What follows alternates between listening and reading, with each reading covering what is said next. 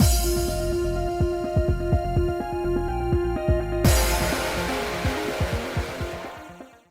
guys, it's Spaces Sims, and we are back with more Illusions of Itehari. I'm like, what are we playing? Right. Uh, I just sat down. I don't know what I'm doing. Anyway, in Tabari's Route 2, so we were in the middle of our discussions, and we just asked, why did you commit arson? So that we're on that second choice. We're kind of in the middle of that scene. So, why is the Shiranui committing arson? The Taiju's line of sight doesn't reach all his subjects. We want everyone to know that Itehari isn't as happy a place as people think. It's not like I don't get what you're doing, but isn't that approach too roundabout? Suyakusa sighed wearily. So long story short, if you guys keep setting these fires, people will wonder who's behind it all. Eventually they'll start to ask themselves why the great Taiju's letting such an awful thing happen. The people's fears would force them to question the status quo. In other words, the Shiranui is committing arson to sow discontent with the great Taiju? That's a pretty risky approach, isn't it? Risky? Tabari interjected with a scowl. Just say it. It's dangerous. That's obvious enough. So you knew it was dangerous after all? I mean, I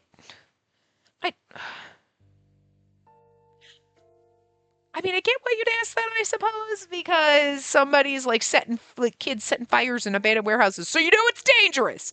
Why were you doing it, dumbass? Because you're like, are you stupid? Do you not realize it's dangerous? But at the same time, it also comes out stupid. So you knew fires are dangerous? Well, I mean, I fucking hope so. What are you, a moron? Who doesn't know fire's dangerous? Morons. You know what I mean? So I just feel like I get it because it is a dumb question. But it's also a dumb question we would ask depending on the scenario, even though you know it's a dumb question. You know what I mean? But I think it's because, given the context, a normal person asking that question of someone, you'd be like, okay, yeah. But she does a lot of things sometimes that make me question, like, why the writers chose to make her, like, childish and stupid in the wrong way. So her asking this makes me go, well, that's a stupid question. Like, how stupid are you? And it's like, but that would be a normal thing. Like, we would also ask the same thing, depending on the situation. So, be nitpicky at her for nothing. This isn't, but it is. When you think about it, it really is. You're like, why do we ask these questions sometimes when they really are stupid questions? But no. I guess it's a stupid question to ask why we ask stupid questions, because that's just human nature to ask stupid questions. So, fair enough. Anyway. What? You saying I'm some kind of idiot? Okay, well, you know what? And then he follows up with that line, and it makes more sense. So you knew it was dangerous? Do you think I'm stupid? I mean, no, it's just, I wasn't sure if you knew exactly. It's not helping, girl. There are a lot of times when I underestimate the effects of my actions. Look at you. You're so cute. I can see a freckle feather from here. I know, I see it. It's right there. I want to poke it. He's got this little feather on his wing. Because his wings are green, but he's got this little feather that's like mostly yellow. So it's a freckle feather. It just looks like a little freckle. It's just so funny because it's in the middle of his wing. It's just a little yellow feather. Although, you know what? Why do you... Some of your feathers are a little more yellow than they used to be now. And that one's a little half green, but I want to poke it. I want to poke your little freckle feather. You got some more spots of yellow than you used to. Are you just changing colors, or is that like just the lighting? Why you look sickly? Are you sick? Are you dying? Don't be dying. Don't be sick or nothing. You know, you got a lot of pin feathers. That's what it is. So you look a little mangy right now. Poor thing. I'm sorry. You look a little mangy. Come here. Come here. I got my left hand for you today. Oh, yeah, okay. I grew flustered in my sorry attempt to clear things up, at which point Shioji gave a well-meaning chuckle to diffuse the tension. Did you want a snug or what? You keep jumping back from leg to leg. I need you to pick a fucking leg, bird. What you doing? What you doing? And then you're peeping at me. You want snuggies? You want me to pet you, but the second I touch you, you bite me. So, like, I don't know what the fuck. He's, like, putting his head down, like, pet me. So then you touch him, and he's like, what the fuck? Why would you do that? Like, I don't get you. What you want from me? You're so puffed up. It's so cute. I want to squish you. You're adorable, and I want to poke your freckle feathers. And you're peeping at me. I want to pet you. Did you learn from that cockatiel video on Instagram? Did you take the online course? It was a video, and it's like baby cockatiels watching like a grown-up cockatiel singing songs and stuff like that. And it's just so funny because scroll past and the cockatiel's like singing along, and my bird's like, the fuck is that? And then he was just very interested in the video. So my conure is learning how to become a cockatiel. And so now you're peeping. Are you peeping? But you're supposed to be like, and do like whistly sing songs. I don't know what song he was singing, but you're supposed to sing songs and bob your head like you're supposed to dance. You're not nearly as entertaining, but you're cute and you're bitey.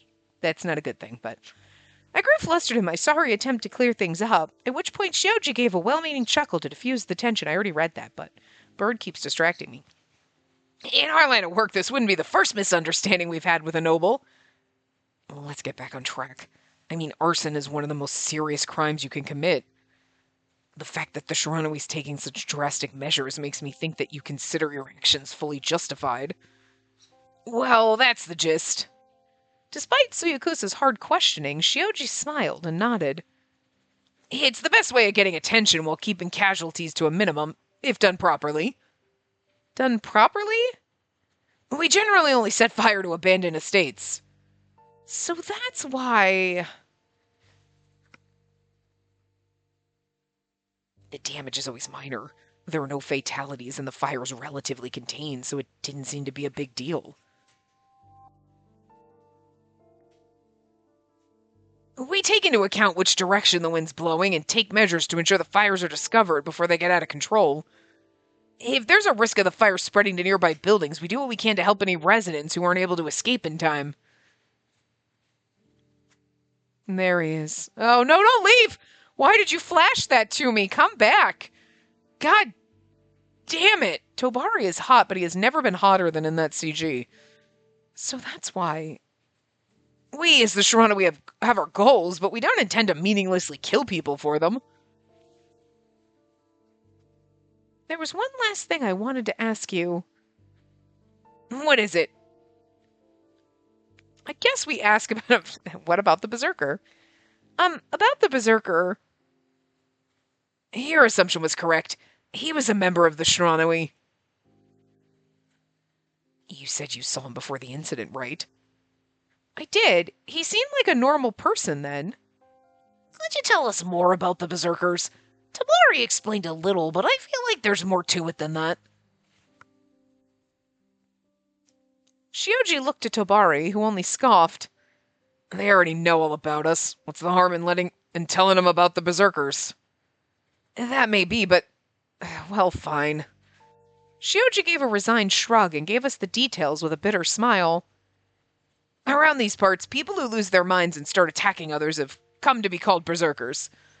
By these parts, do you mean the entertainment district and the outer district? Yeah, they're violent creatures who attack without mercy. They sometimes go beyond killing and even feed on their victims. Yeah, oh my god. Why would they do that? We don't know. At this point, we can't even have a conversation with them. As of now, we have no means of understanding what triggers them or what drives them into rampage like this. To top it all off, they eat human flesh. From what I know, there's never been a case of them coming back from that. Yeah, I don't think I'd want to come back from that. If I went a little ballistic and then all of a sudden I ate someone and you brought me back, I wouldn't... No, just shoot me. Just put me down. I don't... Oh my god, gross. It isn't a pretty sight, but I've seen it happen. There may have been a time when Tobari attempted to help someone who had transformed, so basically they're turning into zombies. I recalled Tobari dealing the finishing blow without hesitation, and now saw the meaning behind his actions in a slightly different light. So you killed the Berserker because you had no other choice. Tobari didn't respond. There was no cynical laugh, no words spoken in a mocking or teasing tone. But that told me everything I needed to know. I had initially assumed that he acted without any emotion, but I understood now that wasn't the case. And now, oh, that's true. I was like thinking the whole time, like when we were in the other part and we were in the thing, I'm like, Aoyuki is gonna come and save us, right? Like, uh-oh. And then it has been a great many years, Lord Yuri. I heard through the grapevine you've become an attendant to the Lady of the Eastern Fifth. Color me surprised. Oh my God, is that why Aoyuki doesn't know we're missing? Is because he's too busy making out with Yuri? I get it. Oh, of course I don't mean to say that. I don't mean to say that I'm here for old time's sake. It's pure chance that I've come across the knowledge that you were here. I never intended to look for you. Then why are you here? I see you're as impertinent as always, Aoyuki. Am I misremembering the fact that you're in no position to be meeting my eye? My apologies. Well, not that it matters. You know, I happened to see the Lady of the Eastern Fifth in the entertainment district. I was terribly worried that she'd been dragged into something unpleasant, so I did some investigating on my end. Fucking Yuri can't keep his goddamn fucking nose out of any motherfucking business that's not his. Ain't your business. Get out. I love this bitch, though. If he wasn't here, we'd have no reason to be annoyed. Like, Tobari being gruff and standoffish, and you're like, yeah, no, I like that kind of shit. Yuri is like, God, I hate you, but I love you so much. Like, Yuri is a whole different kind of dumpster fire. As a result, I learned about you, and I figured I'd stop by and say hi. I was trying to figure out why she was in the entertainment district, and now I'm here for you. You know, Yuri, could you be any fucking gayer? Like, sure, yeah, you're gonna marry me. You really just want to get your hands on Aoyuki, and I can't blame you, because I also enjoyed getting my hands on him. I thank you for your concern. He may have made it seem that he was taking action to help Spacey, but as far as I knew, Yuri wasn't someone who acted in anyone's interest but his own. Was something amiss in the entertainment district? You're an idiot, Aoyuki. Yuri narrowed his eyes as he laughed and gave me a probing look. If you're in no position to look me in the eye, what makes you think you have any right to ask me questions? Do forgive me. I'm afraid I've overstepped. I lowered my head. I'd like to avoid having him take any interest in my lady. It's just very fucking funny, like what a raging cunt Yuri is. I will say, masterful job at making him so fucking detestable. Because, like, he sees us in the entertainment district and is like, the fuck is she doing there? Okay, fair enough. Oh, I'm gonna go try to figure out what the fuck she's doing there. Fair enough. Wait, Aoyuki, who I hate, is her attendant. So you make a point to go there to see Aoyuki to be like, oh, so I saw her in the entertainment district. I decided to try to figure out what the fuck was going on. And that's when I figured out you were here. And is there something going on with my, like, you don't have the right to ask me questions. What the fuck are you doing here? You're just here to be an asshole? Yes, the answer is yes, absolutely. But that's what's so infuriating about him. You're like, oh, your lady's getting injured. What happened to her? You don't have the right to ask me questions. Don't look me in the eye. Don't speak to me. But then if you don't speak to him, he's going to be pissed. Oh, what? You're too good to talk to me? You can't win with this motherfucker. This bitch. But that's what's so great about him. It's so great. You just want to slap him so hard. And then kiss him. And then slap him hard. I'm not really sure. It's going to be rough because... he is the character that you are like, I understand. I want to literally pummel him to the ground. I want to step on him. I want to make him cry. I want to throw fisticuffs. I don't even want to talk. I don't want to talk. I just want to punch him and then kiss him. And there's going to be some other shit going on. But you know what I mean? You know what I mean when you see movies or you read books and you're like, they hate each other and they're violent and they're physically abusing each other, but they're happy. What the fuck is wrong? That's exactly how Yuri makes me feel. Like, I'm just going to beat the ever-living shit out of him before I fuck him senseless. And there's something wrong with that. I I don't think she's a strong enough character for Yuri though, because I don't I don't know how that's gonna go. I mean, we'll see. Because in Aoyuki's route, so far, honestly, um, she has not been a whiny little brat. I didn't particularly like the way they had her in Yuri's route, in Aoyuki's route, where she was just whiny and a little petulant and bratty, and it was very juvenile and childish. I think there was a big gap in the middle where she was fine, but then she kind of reverted to that at the end in the after stories, and I was like, no, you ruined it.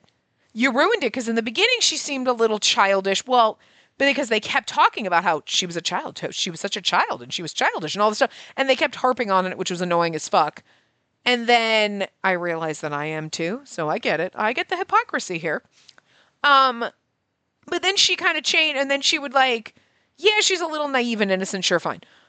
I don't love it. I never love those characters, but I can tolerate her sometimes. Sometimes she's kind of on that iffy. Like there are characters who sometimes are naive, and you're like, totally fine. She's sometimes it's like, well, she's being a little naive, but I get it. And other times you're like,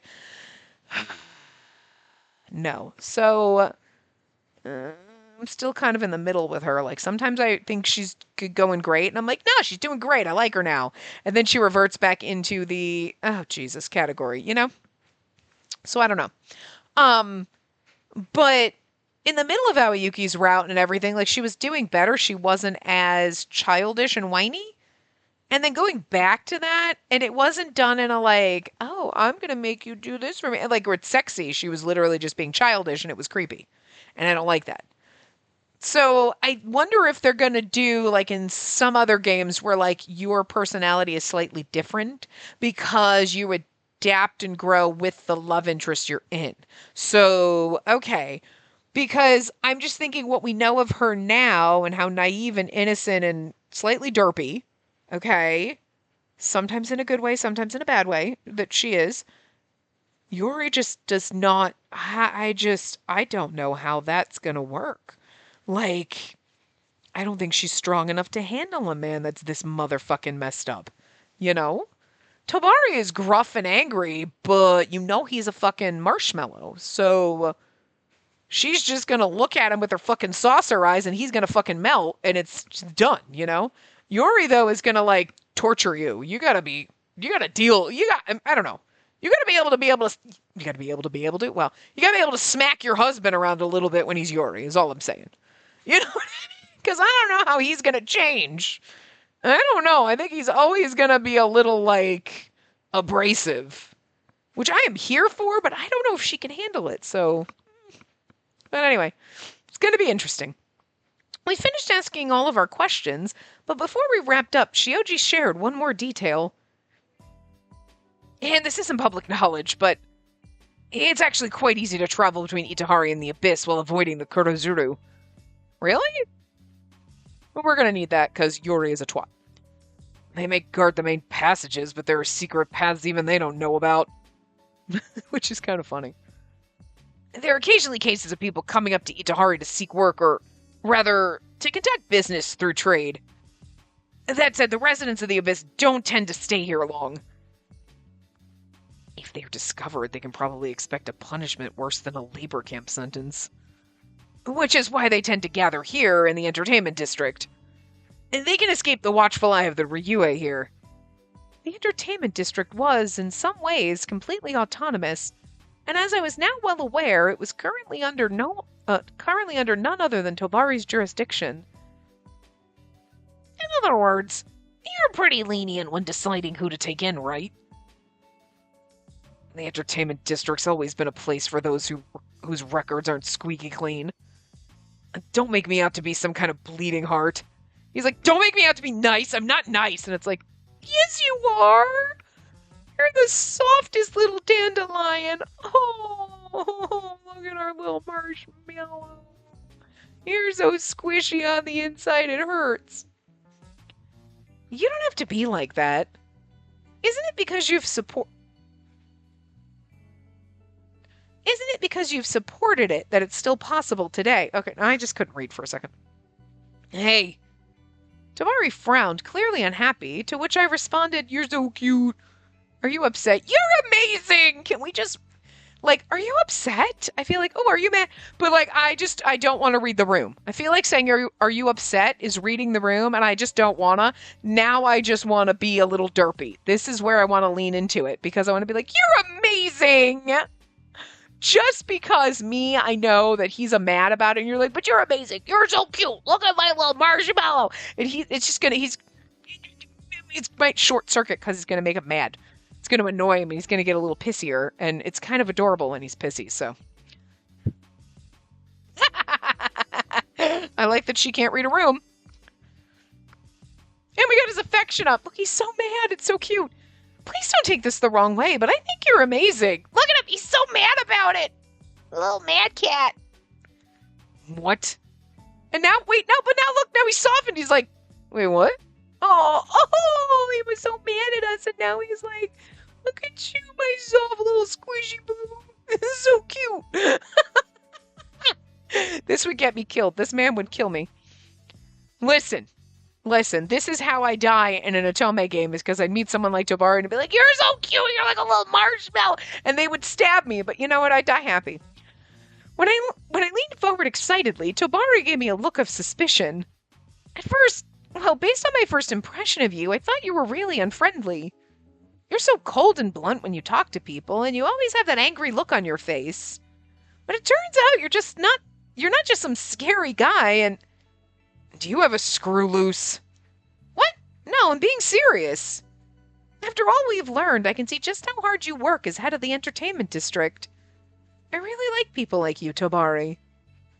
Fulfilling all the duties that a leader was responsible for was difficult to do well. While I didn't exactly agree with everything Tobari did, I truly respected him. You're just... Tobari let out an exasperated sigh before unexpectedly looking towards Suyakusa and Yashiro. I think it's so funny because he's like, I want people to be intimidated by me and a little scared of me. And we're like, you're so cute, fluffy. And he's like, fuck. Like we are not intimidated by you. And and it's so cute. I love it. It was almost as if he's asking them for help on how to deal with me. Suyakusa just quietly shook his head. He looks resigned to this. He's like, nope, not even. Aren't you both being a little rude right now? Their silent interaction bothered me a little, but having come this far already, I continued to speak my thoughts.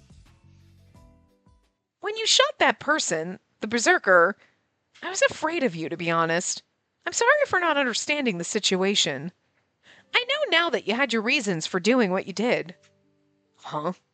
I think it'd actually be better if you stayed afraid of me. Tobari looked away from me with a frown. You're like, no, sweetie. It went from fear to erection. And I am just so turned on by you being angry. And if you pin me up against a wall right now and you start insulting me and telling me how you're gonna, like, make me regret it, yeah, no, okay. Woo! It's like waterworks over here. You're gonna need a mop.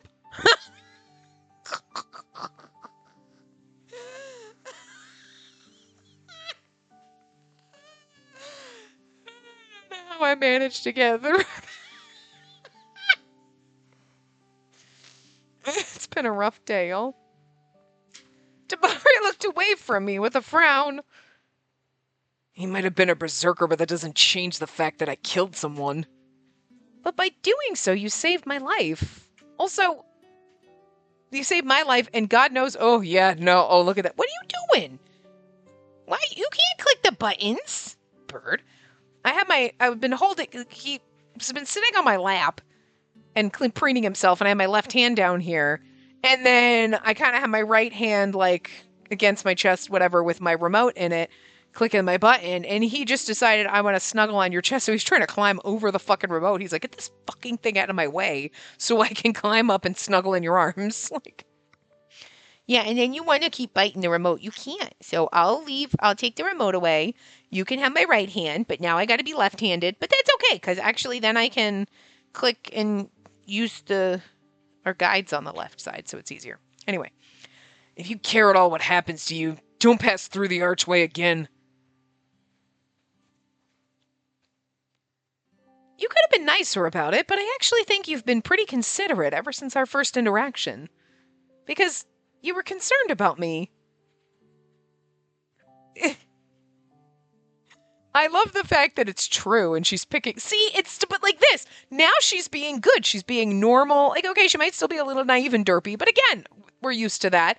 And I'm a little derpy when it comes to men, so like, sure, I can't blame her for being like, oh my god, you were in love with me. No shit, sure, I'd be the same way. Don't worry about it. But like, and then naive in the sense of the world around her, it's the culty mentality. So like, fine. But like here, she's being very intuitive and fine about it. You know what I mean? And normal. Oh, you were being a dick because you were just trying to worm me away to protect me. You're so cute. And she's not really reading the room where he doesn't obviously want people to know what a little marshmallow he is. And I'm here for that. So I can't say that I approve of the Shiranoi's beliefs or the fact that you're setting fires across the city. But I wholeheartedly believe that, at the very least, you aren't a bad person, Tabari. Your ladyship is very kind. In place of Tobari, who remained silent and grim, Shioji gave me a friendly smile. Thank you for your positive assessment of Tabari, but as I'm sure you know, this is all in line with his duties. If a noble were to get hurt in the entertainment district, his reputation would be at stake. Preventing such accidents is also part of his job. If he didn't have the determination or skill to handle anything that could impede our business, he wouldn't have been entrusted with leadership at a young age. I knew exactly what Shioji meant. When I was following Tobari, I saw it myself. I noticed how observant he was and how much everyone in the entertainment district relies on him. She was following you and you didn't notice? So much for your reputation. Of course I noticed. That's why I had Suzune talk to her. Huh? Looking back, just before Suzune called out to me, Tabari stopped so abruptly that even I had thought something was off. Was he waiting for Suzune to distract me? Oh, so that's why she asked if Tobari did something to me. You did something to her? Suyakusa's sharp voice somewhat flustered Tobari. Not really. At most, I only tried to scare her off. Besides, this was her idea. I'm the one who was being tailed here. She completely ignored my warnings and kept coming back every single day. That's why I asked Suzune to help lead her back to the archway no matter what it took. Since he asked her for a personal favor, they must be pretty close. Suzune didn't hold back from criticizing him either. But before we could get her out, things got out of hand thanks to the Berserker incident. It was still impressive that you dealt with it before there were any casualties. I have to say I'm real proud of you. Oh, that's Shioji. I thought it was me. I was like, I'm real proud of you, little bro. I'm like, me saying I'm proud of Tabari is interesting, and then calling him little bro. What? Is Shioji actually your brother? Or is that just like a term of endearment? Because you guys look nothing alike, but it was still pretty impressive that you dealt with it before there were any casualties. I have to say, I'm really proud of you, little bro. Come on, don't pull that card only when it benefits you. No need to sulk now. Tabari scowled as Shioji ruffled his hair.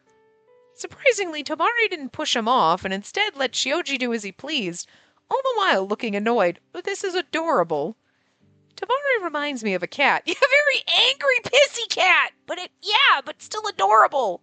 The kind like my sister had, that my niece now has. The tiny angry basement cat. Their basement goblin cat. Itty bitty tiny cat. Small. And fluffy. And the cutest motherfucking thing. But it just growls at you because it doesn't want to be out of the basement. It's a little gremlin goblin. And, it doesn't live in a basement now. But it's a tiny little cat. And you just hold it and pet it. And it just... And it's just mad at you. But it never bites or scratches or struggles or anything. It just sits there and growls. Just... And it's just so fucking funny. Because you're like, you're growling, but you're... I've told this story about this cat so many times. But that's Tobari. He's like... But he's not going to do anything. He's just going to let you pet him. And he's just going to look mad the whole time. He's so cute. Can I pet him too? It's actually kind of cute. It really is. Quit it, Shioji. Or do you enjoy putting me down like this in front of people? After a short while, it seemed Tobari could tolerate no more as he swatted Shioji's hand away. Hey, can I ask something too? How frequently do these berserkers appear in the entertainment district? Around once a week. Actually, today's incident's the second one this week. Though it's still nothing compared to how it is down there. This happens more often in the Abyss? Yes, and because that, we're worried they'll start appearing in the entertainment district and the outer district, since they're near the secret pathways. So you think do you think, Dr. What's-His-Face? What was the doctor that we met down there? We met no other characters. That's true, we did see a berserker down there when we were with Aoyuki. You think he's doing like some kind of fucking experiments or some shit? Because he's like, what are they gonna do? I'm already basically in what they consider jail, and they just chuck you down here and you're in a labor camp. What kind of labor are you doing down there, by the way? We've never asked that, and it just occurred to me, like, they're in a labor camp doing what? What are they laboring? It's not like they're mining or anything. We're literally on a tower in the sky. So were they like maintaining equipment and stuff and like, we're kind of like steampunky society, I guess. Or are they like maintaining like steam pipes and water and like, you know what I mean? Because like, is that kind of like they're maintaining the infrastructure underneath? Like, that's what they're doing? Is that like kind of it? Because like, what kind of labor are they doing? Because they ain't making license plates because we ain't got no cars. So, and and they can't be like, cleaning up trash on a highway because we don't have highways or grass. So, you know what I mean? And they're not mining or doing farm work. We don't have those things. So like, what are they possibly doing in a floating tin can? So like they got to be like maintaining structural integrity, maybe like pipes and things like that. That's the only thing I can think of. But that's a very interesting question. Are they ever going to explain that? Okay, maybe, maybe not. But I'm wondering if that doctor that's down there was like doing some kind of weird fucking experiments because who's going to fucking stop him? You know what I mean? Because like, you know what I mean? Like who's stopping him? Nobody, because it's not like up here where there's consequences. You're already in the prison camp and your children stay there, so they don't give a fuck. You know what I mean? It's not like it's not like, well, I'm in the first circle of hell, and if I do something bad, they send me to the second circle of hell. You just in hell. Have fun. You know what I mean? So, interesting. Anyway. Wait, does that mean that their condition can spread? Like an epidemic? Possibly. Although, at the very least, I've never shown any symptoms, despite having come across them more times than I can count. So something is getting in and out in the secret passageways. It seems like it could be like a drug or something. You know what I mean?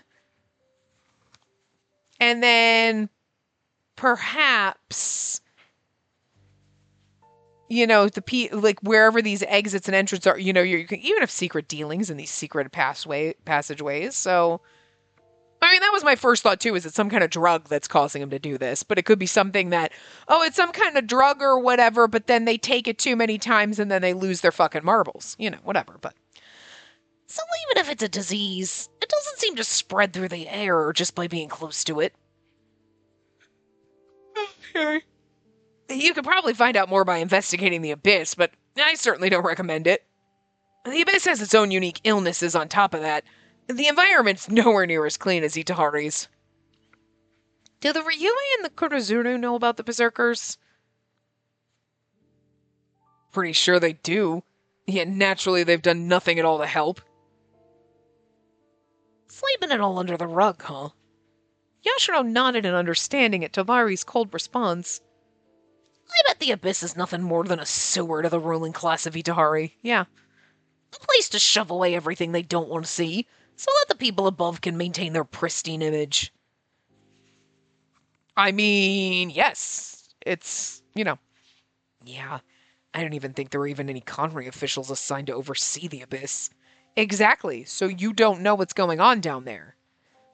I mean, there's labor camps, so there might be somebody enforcing that, but the rest of the Abyss, if you're not working in the labor camp or whatever, they don't give a fuck, so that doctor dude could be brewing up some kind of like drug or something. You know what I mean? You don't know. And then that's how they're making, but I don't know why they would need money. So why are, I don't know. I mean, take the fact that they've denied a family registry.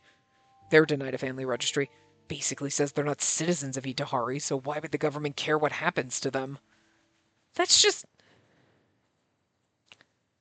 ridiculous, right? Tamari turned his sharp gaze upon me. That everyone born in the abyss is doomed to die by the wayside without seeing the sun even once. He spoke the words so matter-of-factly, but it only served to emphasize how much anger he had to suppress about this tragic reality. Those who sin are spirited away and sent to the abyss to repent. It'd be more understanding if that was all it was. But their kids suffer the exact same punishment just for being born there. Some people don't even know what crime forced them down there in the first place, since it wasn't even their parents who did it, but an ancestor from generations ago. And see, that's some fucked up shit. How long has it been since Itehari was founded? How much longer do they need to repent? Tamari's words cut deep. I just assume that it's just the way things are, and I never questioned it. And see, you want to be like, why? Why would you never Fair enough, though. There's a lot of people who never question a lot of things.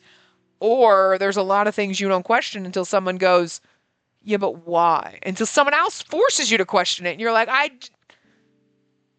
it's just the way it is. But why? Because. But why does it make sense? I don't know. There's a lot of things that this applies to. And not necessarily all bad things, but you know what I mean? So many things like, how does this work? This is how it works. Why?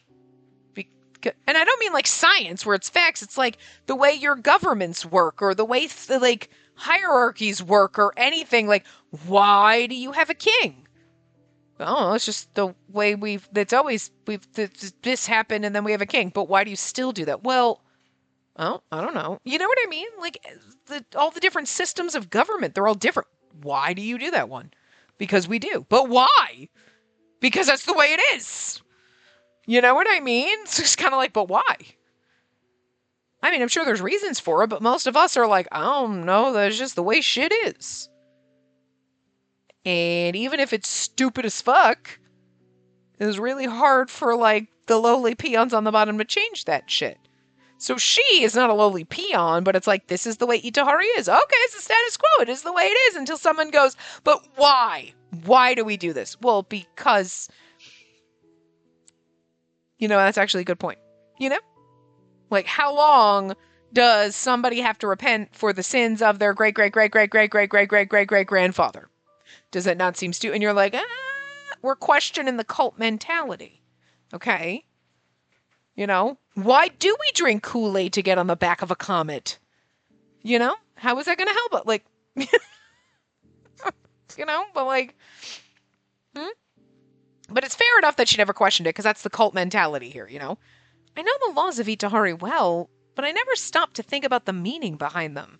I mean, again, like, it's one thing to have laws to be like, this is why we don't do bad things, and when you do bad things happen to you, and we punish people who would do bad things so that bad things will stop happening, and people will be like, don't do bad things, okay?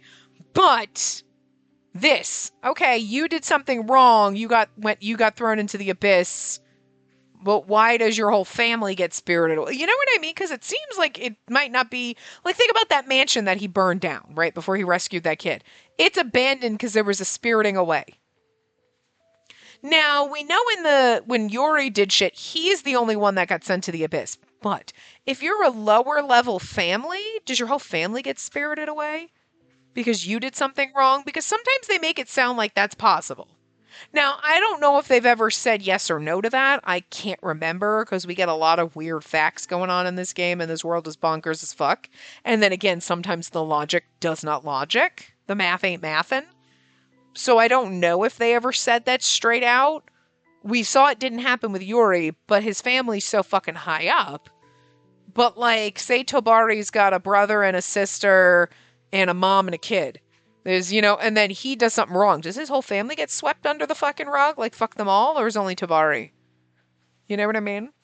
Because he's basically gutter trash to the rich people, so What do they care if they took 5 people and shoved them in the fucking trenches?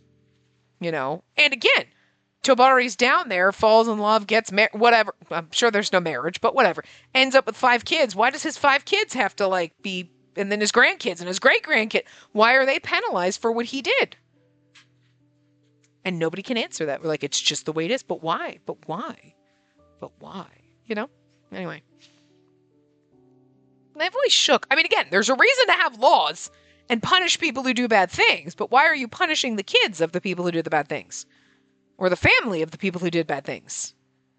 Like, Yuri did bad shit. Why is his family having to compensate me for the things that he did or whatever? And it's like, I guess that's just like, well, I'm going to sue you for emotional distress or whatever. And it's like, it's not Suwabuki's fault that Yuri is a piece of trash. You know what I mean? My voice shook. I didn't know anything. Tabari didn't say a word. But again, I mean, this is the point of the game, is this world is some bonkers bullshit, and we got to figure out why it's so bonkers and bullshit, and like, you know. I've been ignorant of reality while living a comfortable life of privilege. At least you're figuring that out. Most rich people don't ever figure that out. I must have seemed no more than hopeless, irredeemable. I must have seemed no more than a hopeless, irredeemable fool in his eyes. We believe the phrase spirited away itself is a form of deception that exploits people's faith in the taiju. Yeah, because when you say spirited away, it sounds like people are disappearing, but like, are they going into the magical labyrinth? They're going to some other... They're not getting arrested and thrown in jail. Could you imagine how fucked up it would be? Like, to, like, you're a violent crime and you get the death penalty. It's the death penalty. And they were like, we're going to usher them into the light. That's what you're going to get for this horrible crime you committed, ushered into the light. And they try to fucking fluff it up like that. You're like, the fuck is wrong with you? You are literally going to hang that person in front of a bunch of people. Why are you calling it shit like that? You know what I mean? But it's like trying to soften the blow. We're spiriting them away. That makes it sound magical, not we're like literally dragging them out of their houses and probably not giving them due process. You know what I'm saying? Like, so to Shioji's point, yeah, valid. That's what I've been thinking the whole time, like spiriting away, like, oh, people are disappearing. Wait, you're arresting them? That's what you're calling it? You know? But actually, it's kind of brilliant on the game's part, because when they said spirited away the first time, none of us were like, oh my god, they're making people disappear and it's horrible. You were like, huh, is it like a weird magical thing? Are you going to the Fae Kingdom? It's like a mystery. It's like, you know, you weren't thinking that it's the government going in at night, dragging people out of their house and throwing them into the abyss. Because that's not what it, you know, that's not how we're used to this term being used. And you're like, wait, what now? So fair, you know? So it's like they throw that term at you, making you like taking you off guard, because you're like, okay, it's not going to be, you don't expect it to be as bad as it is. And then when they tell you what it really is, you're like, ooh, fucking weird. This place is... And every time, this place just gets fucking creepier. The truth is that sinners are apprehended by the Kurozuru and sent to the abyss. That's all there is to it. Sinners. And you're like, yeah, and it's like they just looked at you wrong. In Yuri's case, you know. You looked at me wrong, therefore, to hell with you.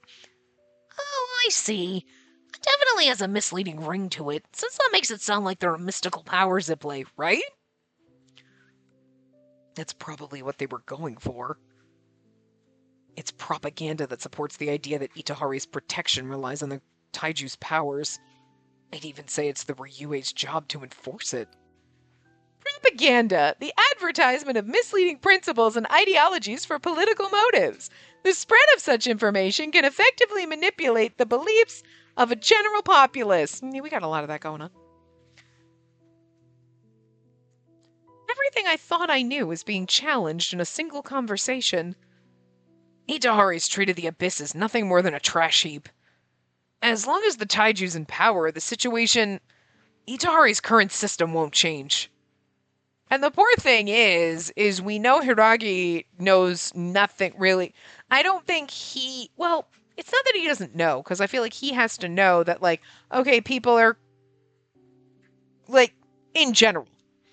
Oh, we had this person who was doing crime and they got put into the abyss or whatever. But I feel like he's also not allowed to really question, because we've seen, like, from Ugetsu's perspective, that, like, Hiragi has all these ideas about reform and different things, and it just goes up the chain and it just gets chucked aside. So he's just there as, like, he's the Wendy's mascot. Like, he ain't got to say, he just got to be on the fucking sign outside. You know what I mean? Like, you're just there to smile and wave. You don't get to make decisions, you know? And how much does he really know about everything that's going on? Because, yes, you would theoretically know, oh, people are spirited away, you know, when they've done something bad. They've committed a crime.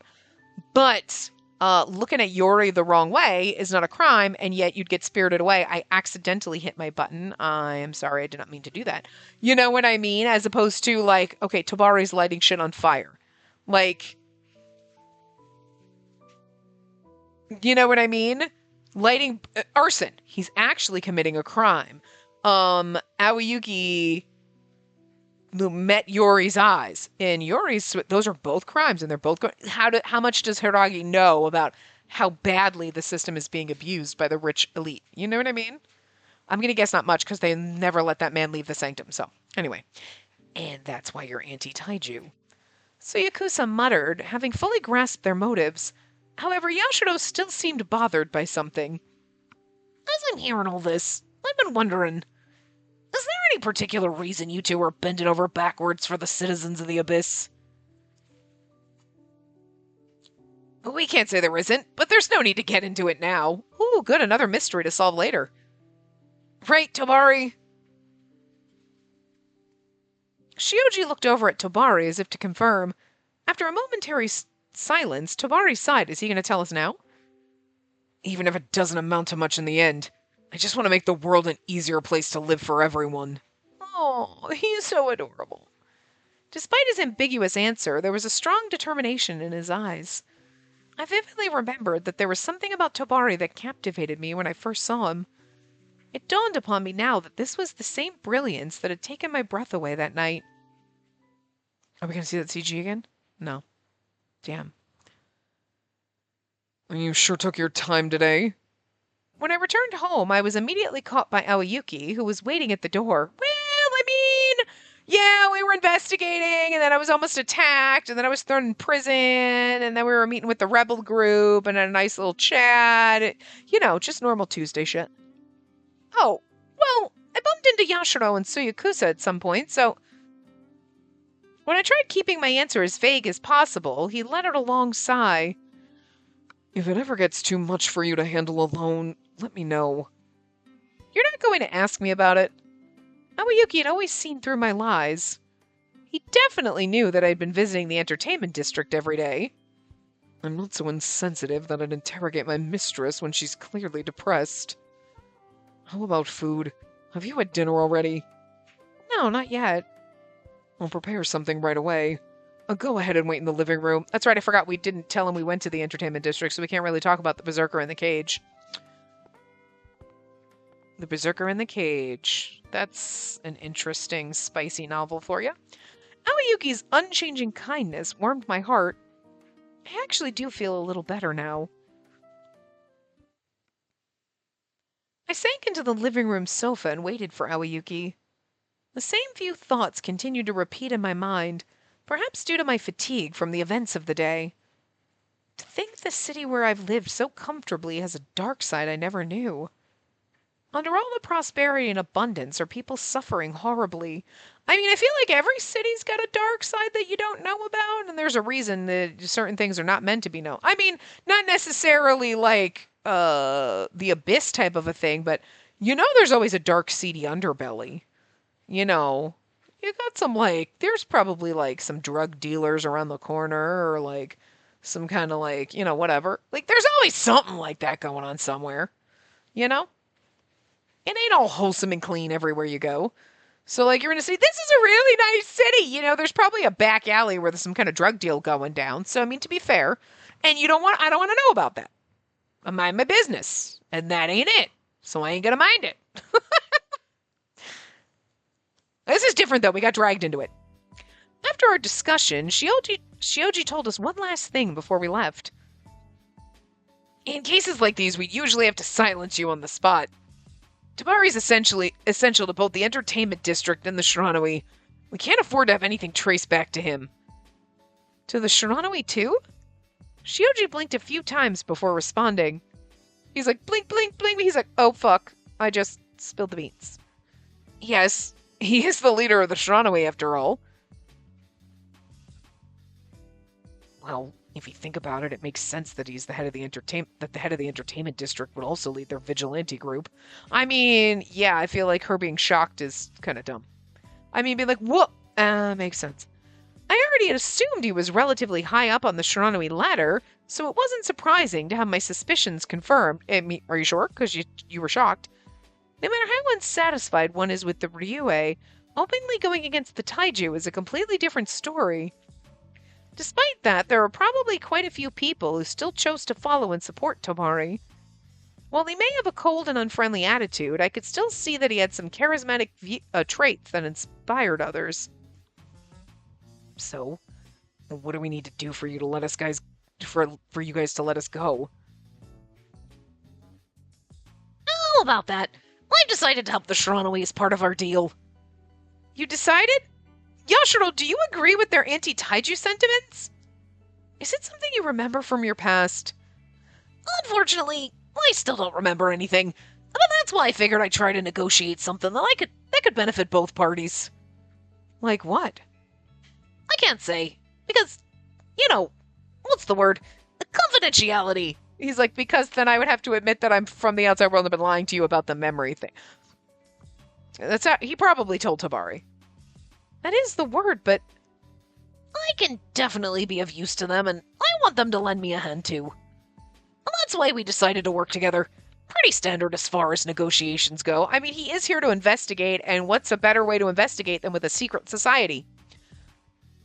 Well, it definitely bothered me. I decided not to press Yashiro any further, seeing that he seemed reluctant to reveal any more. Milady and Hungetsudo, could you promise you won't sell us out? You have our word. We're not looking to be silenced after all.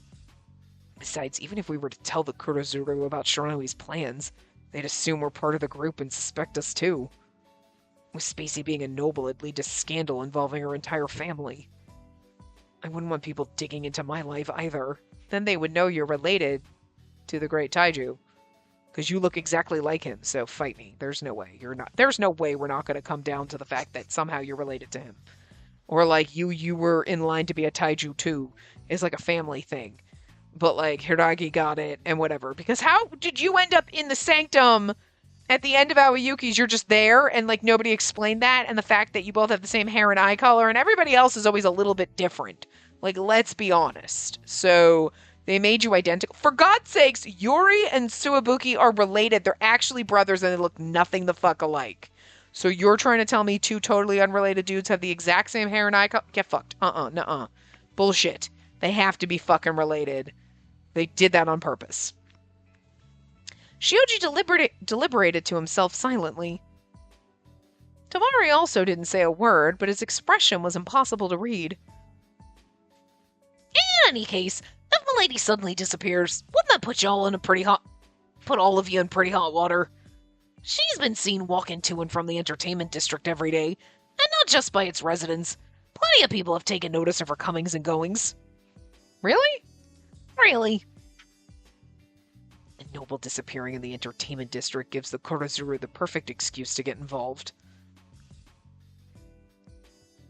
With Spacey being the head of one of the 7 houses, I'm sure the Kurozuru would bend over backwards just to...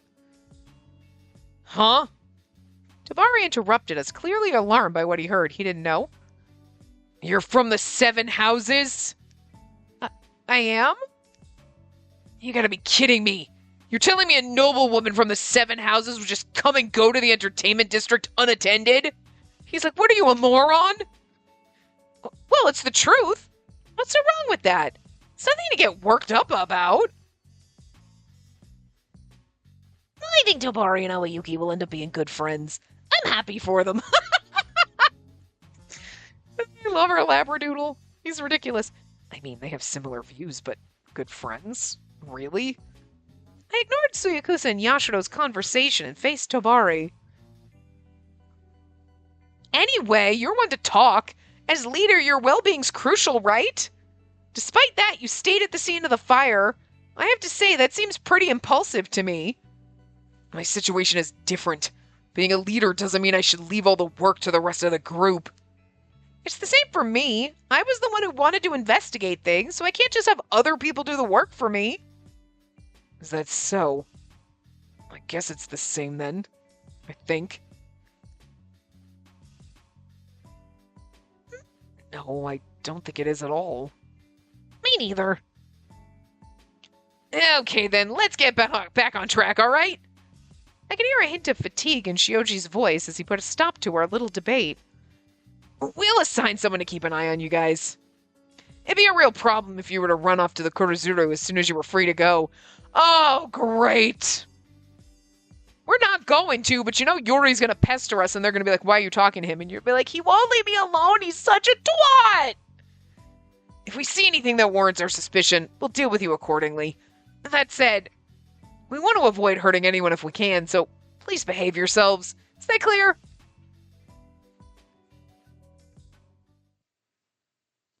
I was definitely grateful that they let us return in one piece, but I'm sure it wouldn't be difficult to escape from the person monitoring us and report them to the Kurozuru.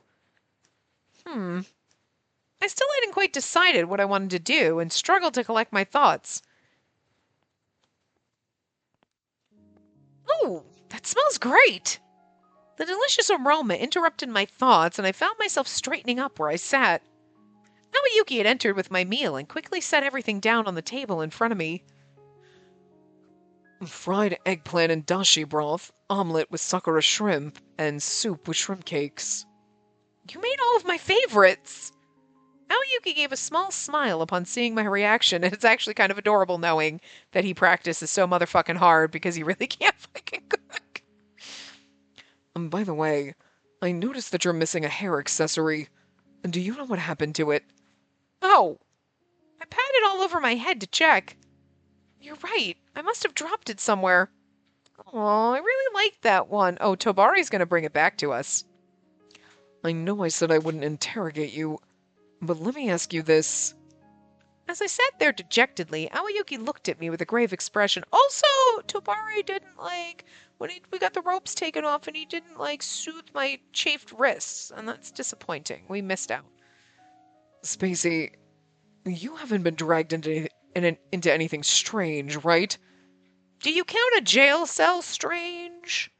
Huh? At the very least, you seem unharmed. Well, I haven't heard of any imminent threats of danger. No, there's nothing for you to worry about. I made it home in one piece, didn't I? You're not going to deny that you were involved in anything. I was only involved in a little. Just a tiny bit. I tried to downplay my participation, but it was too late. While he didn't ask for any more details, he wouldn't let me hear the end of it until I finished my meal. That night, I was in bed, unable to fall asleep. Despite being physically exhausted, my mind was strangely on edge. At that moment, I heard a sudden knock on my door. There was only one person who would come to my room at this time of night. Aoyuki? When I pulled myself up and called his name, I heard the door handle turn quietly. A sliver of light from the hallway appeared, fanning out to reveal Aoyuki's silhouette and bright white hair. Is something the matter? A fire's broken out in our surf quarter. I'll get dressed right away. You're like, God damn it, this place belongs to me! Not so fast. I understand how you feel, but you must stay. Absolutely not! I'm coming with you! Aoyuki! Why don't you ever listen for once? There was no time to lose. I grabbed the first Haori I could find and left the room. Oof, sorry. Bash on my microphone. Oh, we'll go to the surf quarter next time because we're like at time. So, anyway, I will see you guys next time. Remember to give the video a big thumbs up and subscribe to see more.